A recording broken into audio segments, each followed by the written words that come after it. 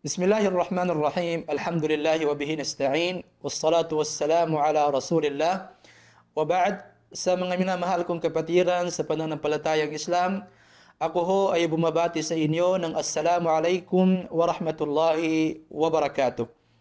Upang maging ganap na isang mananampalataya sa Allah subhanahu wa ta'ala, marapat na malaman at maisabuhay ng isang Muslim, isang alipin ni Allah subhanahu wa ta'ala, ang anim na haligi ng iman, nang sa ganon ay maging ganap na siya ay mananampalataya sa Allah subhanahu wa ta'ala.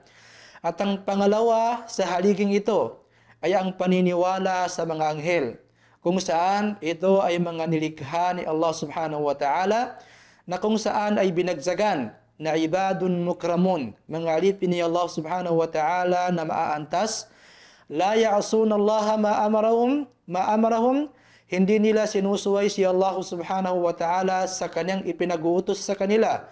Wa yaf'aluna ma yu'marun, at kanilang isinasagawa ang lahat ng ipinag-uutos ng Allah subhanahu wa ta'ala. Ang mga aliping ito ni Allah subhanahu wa ta'ala ay hindi kumakain at hindi uminom.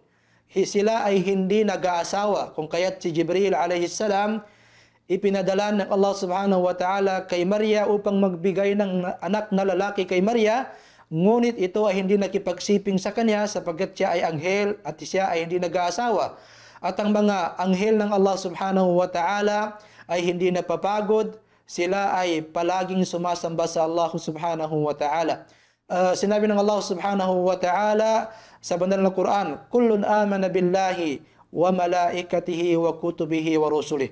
Ang lahat ng mga mananampalataya sa Allah subhanahu wa ta'ala ay naniniwala kay Allah subhanahu wa ta'ala, naniniwala sa kanyang mga anghel, naniniwala sa kanyang mga aklat, at naniniwala sa kanyang mga propeta.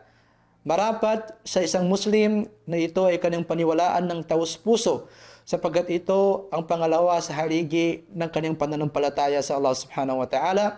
Wa hadha wallahu wa rasuluhu a'lam, wa sallallahu wa sallam ala nabiyyina Muhammad.